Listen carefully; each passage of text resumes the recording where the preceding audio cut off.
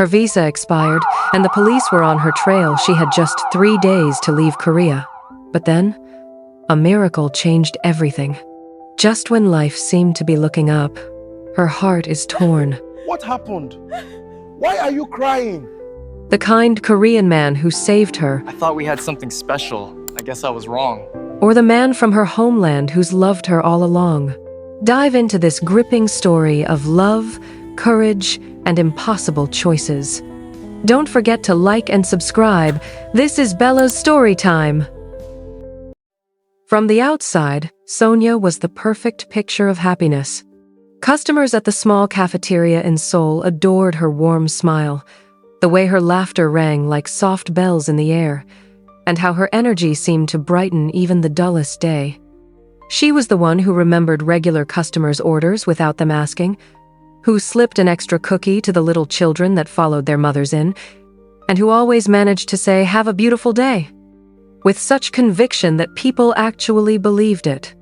But behind that smile lay a darkness she carried alone, one that not even her closest colleague, Lu Hien, whom everyone called Lulu, fully understood. Sonia was living in Korea illegally. Her student visa had expired months ago, and though she had tried tirelessly to find a job that could sponsor her, nothing had worked. Every time she stepped out of her tiny rented room, she feared the shadows of police uniforms at the street corner. Every knock at the door made her heart leap into her throat. She lived every day with the anxiety of being caught, yet still carried the burden of pretending all was well. What choice did she have? Returning to Nigeria was not an option. Her parents had sold all they had: farmlands, household items, even their only motorcycle to send her abroad.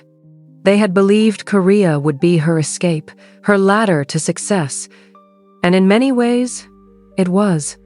While studying, she worked tirelessly at the cafeteria, and when she graduated, she began sending little amounts of money home. It wasn't much, but in her village, even a few dollars fed her younger siblings, paid for their school fees, and gave her parents some relief from crushing poverty. Going back now, empty-handed, would break them. Sonia still remembered nights from her childhood when she and her siblings cried themselves to sleep from hunger. She remembered the humiliation of hiding under the bed when the landlord came banging on their door, shouting for rent they couldn't pay. She remembered the quiet tears in her mother's eyes, and the way her father sometimes stayed outside longer than usual, ashamed to face his family with nothing to offer. No, returning to that life was not an option, not after they had sacrificed everything to send her abroad, yet her time had run out. Lulu, her colleague at the cafeteria, had noticed her recent gloom. Where her laugh once echoed freely, it now came out forced, brittle, like glass about to shatter. Lulu was one of those rare people whose kindness seemed natural, not rehearsed.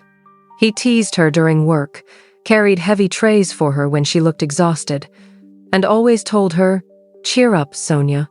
The world is not finished yet." He didn't know how close to finished her world really was. The breaking point came one chilly morning.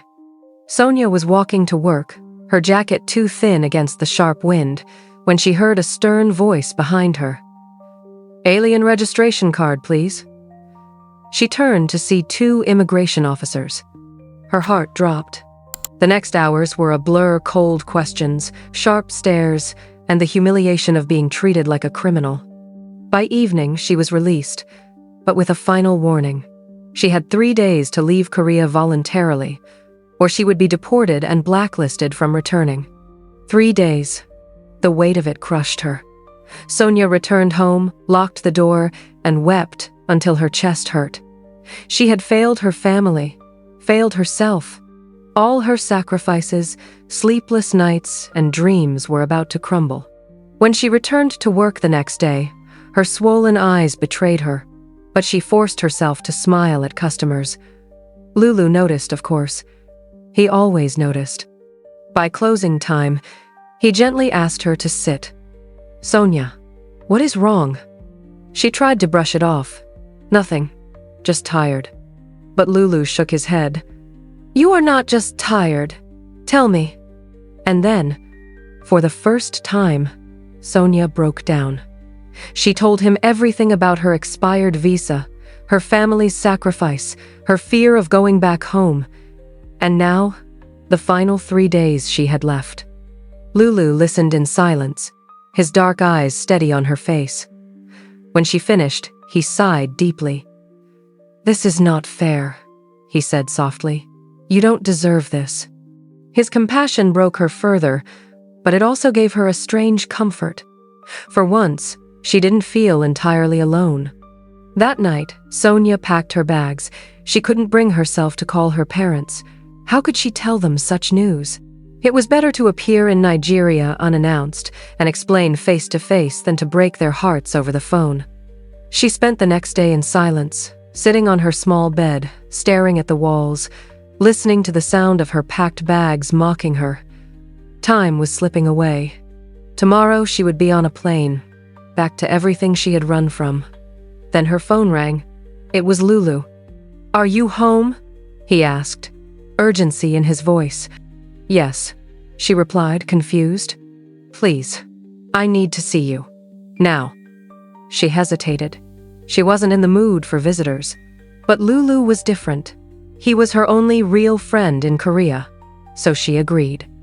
When he walked in, she forced a smile. "Have you come to bid me farewell?" But Lulu didn't smile back. He stood still for a long moment, studying her as though weighing something heavy on his mind. Then he asked, "If you wanted to stay in Korea, what were your options?" Sonia sighed. "Either a job that offers visa sponsorship or," she hesitated, "marriage to a Korean citizen." She had barely finished speaking when Lulu blurted out, "Then let's get married." The words stunned Sonia. She stared at him as though he had grown 2 heads. "Married? Lulu, what are you saying? We are not even dating." "I know," Lulu said quickly, "but you need this, and I can help, so let's do it." The sincerity in his eyes shook her. Tears welled in her eyes. This man was willing to sacrifice so much for her. She didn't even know if it was desperation or true kindness. But for the first time in weeks, a flicker of hope lit inside her. Within 48 hours, they stood before a judge in a small district court. Papers signed, rings exchanged, hastily. No flowers, no guests, no celebrations, just 2 people bound together by necessity, their future uncertain. As Sonia walked out of the courthouse, holding Lulu's hand, she felt her world tilt in a way she couldn't fully understand. She wasn't in love with him, not yet, but her gratitude was overwhelming. For the first time, deportation was no longer her reality. For the first time, the future stretched open again, though unclear. But what she didn't know was that this decision, the rushed marriage, born out of desperation, was only the beginning of a journey far more complicated than she could ever imagine. Sonia's life shifted dramatically after that courthouse day. She still couldn't believe it when she woke up the next morning and saw the simple silver band resting on her finger. It wasn't a diamond. It wasn't anything fancy, just a small ring Lulu had picked out in haste. But it meant she was safe. No deportation, no shame of returning home empty-handed. Yet, safety didn't erase the awkwardness. Marriage was supposed to be about love, intimacy, and shared promises. What she and Lulu had was none of that. Their tiny apartment now had 2 toothbrushes instead of 1, 2 sets of slippers by the door, 2 schedules colliding in the kitchen. At night, they slept on opposite sides of the bed, a gulf of unspoken words between them. Sometimes, Sonia lay awake, staring at the ceiling, wondering what Lulu really felt. Why had he done it? Was it pity, friendship, or something else he hadn't said? Still, there was peace. Lulu never pushed, never demanded anything of her. If anything, he treated her more gently than before. He teased her less at work but carried more of the heavy trays. He offered her his jacket when the nights grew cold. And when she caught him watching her sometimes, there was something in his eyes, something she didn't dare interpret. One evening, Weeks after their marriage, they sat together eating instant noodles. The silence was thick until Lulu suddenly said, "Do you know what I dream about most?" Sonia looked up from her bowl. "What?" "A cafeteria," he said, his voice alive with excitement. "Not like the one we work at now. Better, bigger, a place where the food feels like home. I want to cook dishes that remind people of their childhoods, dishes that make them want to come back again and again." Sonia smiled despite herself. The way he spoke, with passion lighting his face, reminded her of the boy she once was when telling her siblings stories under the moonlight. "That sounds beautiful," she said softly. Lulu leaned back. "I've saved some money already. Not much, but enough to start something small. The problem is, I can't do it alone." The words hung between them. Sonia's mind raced. She had little savings, most of what she earned went home, but she had enough tucked away, enough to contribute. And suddenly, the thought of building something new with Lulu thrilled her. "I'll help," she said, before she could stop herself. Lulu blinked in surprise. You will?" "Yes," Sonia nodded firmly. "You cook better than anyone I know, and I can handle customers. Together, maybe we can do this." That night, their partnership began. Over the next weeks, they poured their energy into planning. They scouted small rental spaces, argued over menus, scribbled down budgets on scraps of paper. Lulu wanted to serve traditional Korean meals, dishes that reminded him of his grandmother's kitchen. Sonia suggested they add Nigerian flavors, just a little, for variety. At first, Lulu hesitated, unsure if Koreans would accept such foreign tastes. But when Sonia cooked him her mother's jollof rice one evening, his silence as he devoured the entire plate was answer enough. They named it Luso Cafeteria, a blend of their names, Lulu and Sonia. The early days were brutal. They woke before dawn to prepare ingredients, worked long hours, and went to bed exhausted. Their small space barely fit 10 tables, and at first, business was slow. But Sonia's charm with customers and Lulu's irresistible meals soon worked like magic. People came back, bringing friends. Soon, the line at lunchtime spilled outside the door. For Sonia, it was a kind of rebirth. Each time she looked around the bustling little cafeteria, she felt pride swelling in her chest. For the first time since leaving Nigeria, she wasn't just surviving, she was thriving. And Lulu had become more than just her savior. One evening, after they closed, Sonia sat wiping tables while Lulu counted the day's earnings. She found herself studying him, the curve of his jaw, the seriousness in his eyes, the way his sleeves were always rolled up as though he was never afraid of work. Something stirred in her chest. Was this affection or just gratitude? She shook the thought away. Love wasn't supposed to grow in the shadow of desperation. But still, the feeling lingered. Then came the day that changed everything. A tall Nigerian man walked into Luso Cafeteria. His presence was commanding, sharp suit, confident smile, the kind of man who seemed to own every room he entered. He introduced himself as Namdi, a businessman in Korea. His eyes lingered on Sonia longer than they should have, and when he discovered she was from the same state in Nigeria as he was, his interest only deepened. Over the next weeks, Namdi returned again and again, always sitting at the same table, always asking Sonia to take his order. His charm was undeniable, and he never hid his admiration for her. But Sonia's heart was torn. On one hand, Namdi represented everything her parents dreamed of for her: a wealthy Nigerian man, well settled abroad, capable of giving her comfort and security. On the other, there was Lulu, the man who had saved her when she had nothing, the man who had quietly become the anchor of her life. And then, her parents called. "Sonia," her mother said, her voice thick with excitement. "We heard about this man, Namdi. He is serious about you. You must consider him. He will take care of you." Sonia swallowed hard. But Mama, you don't understand. Things are complicated. Her mother didn't want to hear it. There is no complication when a man like Namdi shows interest. Do not let him slip away.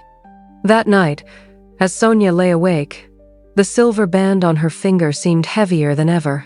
She had married Lulu out of desperation, but what if, in her silence, she had overlooked something real growing between them?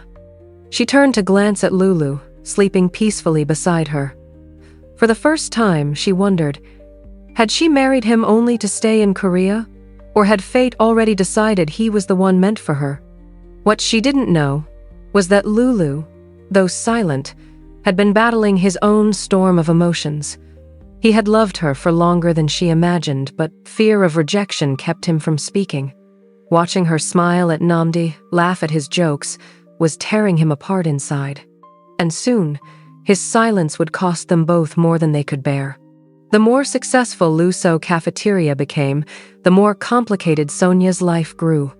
By day, she and Lulu worked side by side like clockwork, he in the kitchen, she at the counter.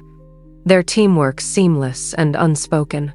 Customers loved the warmth between them, often teasing, "Are you two married?" Sonia would smile politely but never answer. Lulu, on the other hand, would chuckle softly, hiding the storm that brewed in his chest. But then there was Namdi. At first, Sonia brushed off his presence. He was just another customer, albeit a wealthy and confident one. But Namdi was persistent. He visited almost daily, sometimes alone, sometimes with business associates. He tipped generously, always asked after Sonia personally, and never missed a chance to remind her they came from the same soil back home.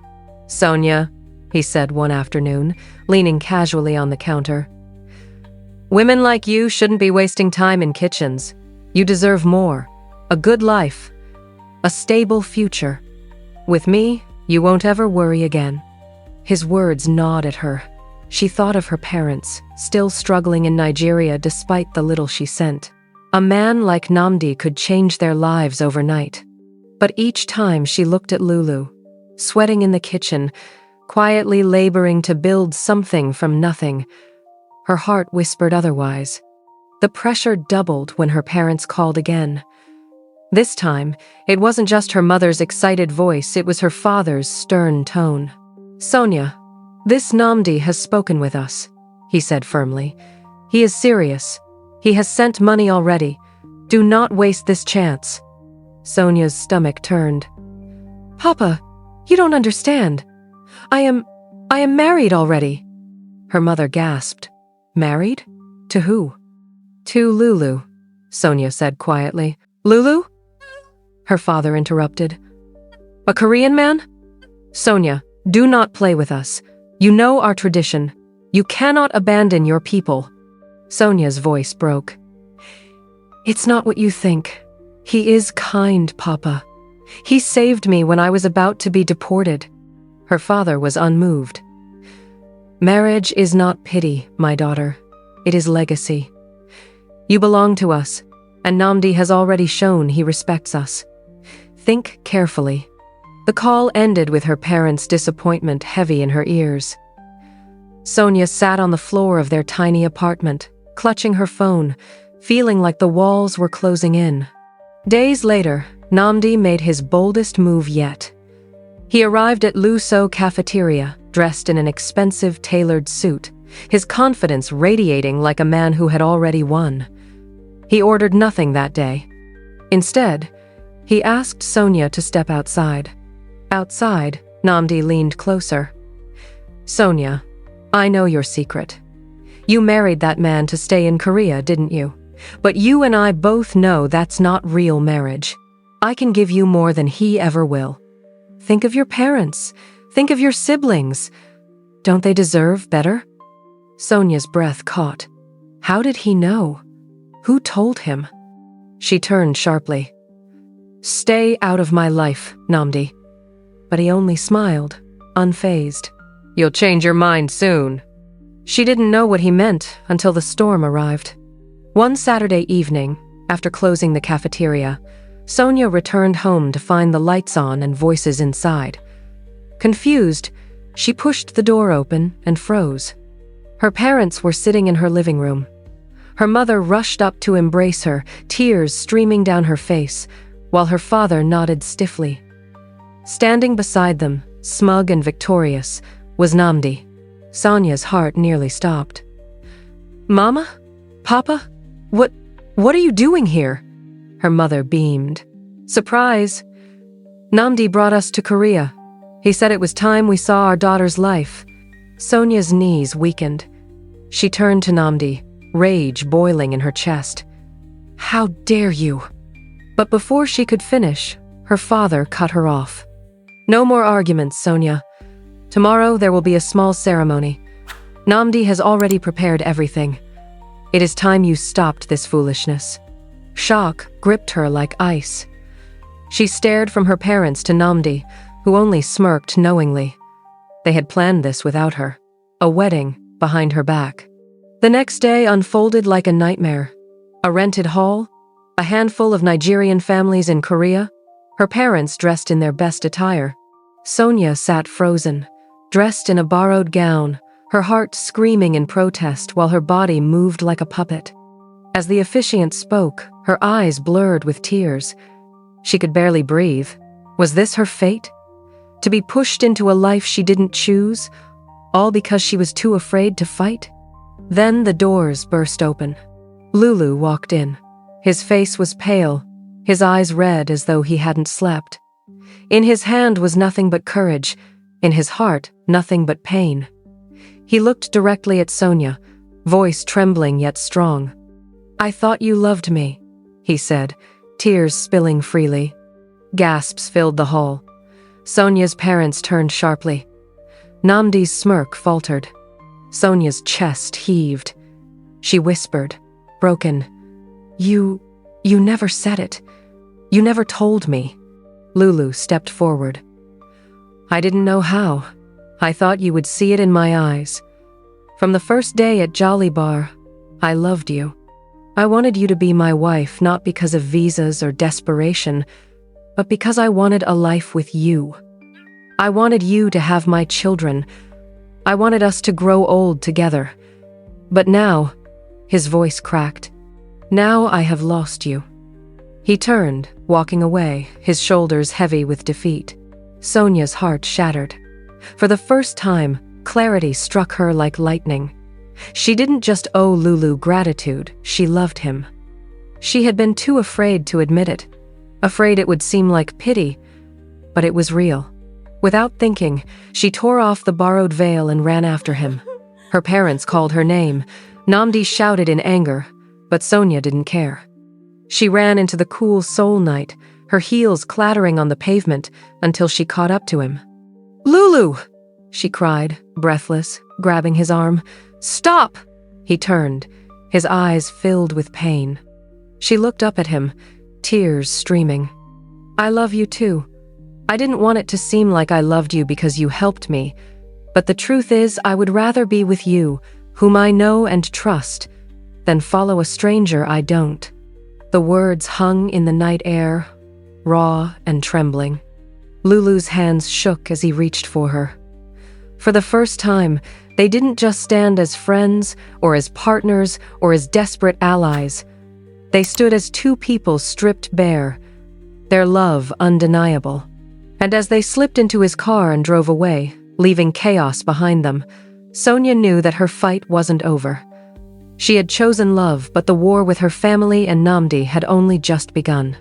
The next morning, their tiny apartment became the center of a storm.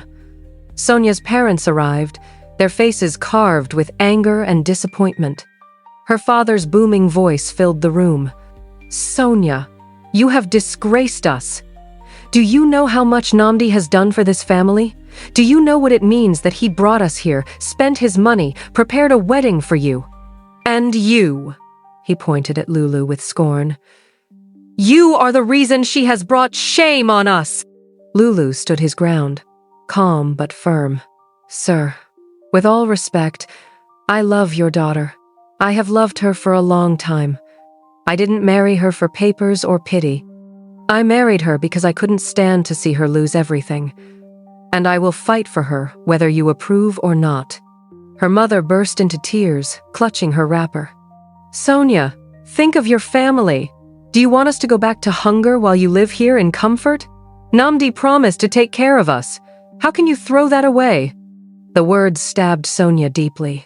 For years, she had carried her family's burden like a cross, sending money, sacrificing her comfort for theirs. But for once, she realized she had a right to her own happiness too. "Mama, Papa," she said, her voice trembling yet resolute. "I love you. I have worked hard for you.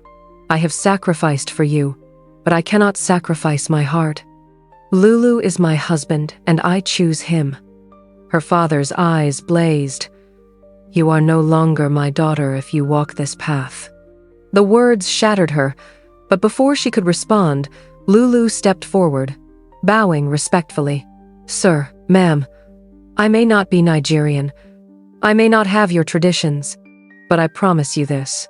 I will care for Sonia, protect her, and make sure she never suffers again. If you give me the chance, I will prove it." But her father turned away coldly. "We have nothing more to say." That evening, after her parents left with Namdi fuming by their side, Sonia collapsed in Lulu's arms, sobbing. "I've lost them. I've lost my family." Lulu held her tight. "No, you haven't lost them. They are just blinded by pride. One day, they will see." In the weeks that followed, life was not easy. Namdi spread rumors in the Nigerian community that Sonia had married a Korean man only for papers, that she had disrespected her culture. Some believed him. Some customers stopped coming to Luso cafeteria. The whispers followed Sonia everywhere. But Lulu never wavered. He stood beside her like an oak tree, steady and unmovable. "Let them talk," he said one night as they cleaned the cafe. "We know the truth. And the people who really matter will see it too." Slowly, their love became their shield. They poured more energy into the cafeteria, adding new dishes that blended Korean and Nigerian flavors. Curiosity drew people in.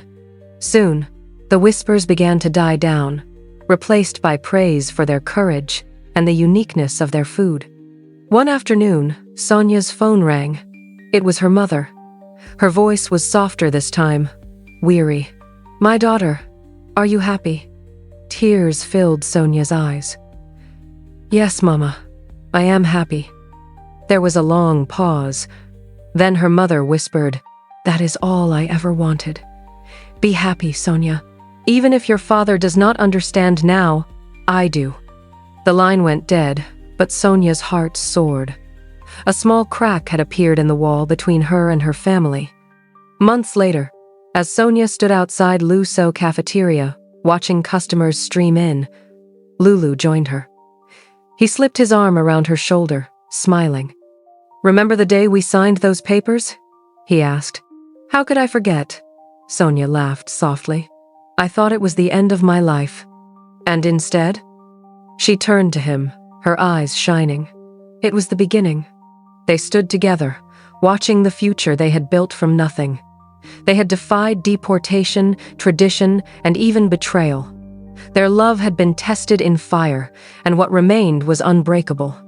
For Sonia, the girl who once cried herself to sleep from hunger, who once feared the sound of immigration knocks, this was the life she never dared to dream of: love, resilience, and a home she had chosen for herself. And for Lulu, the man who once struggled to confess his heart, it was proof that love, no matter how delayed, will always find its voice. As the evening sun bathed them in gold, they held hands not as two desperate strangers bound by circumstance, but as husband and wife, ready to face whatever storms would come.